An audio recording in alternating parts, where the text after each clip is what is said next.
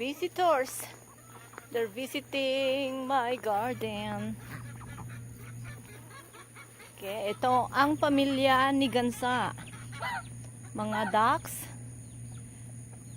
at isang white Muscovy at saka copper Muscovy. Yan ang kanyang mga anak. Binenta ko na yung 4. Okay, alis na kayo dyan sa puno ng cherry. Ito po ang aking garden. Ayan, meron pa po doon. Ayan. Ayan ang aking grapes. Ayan.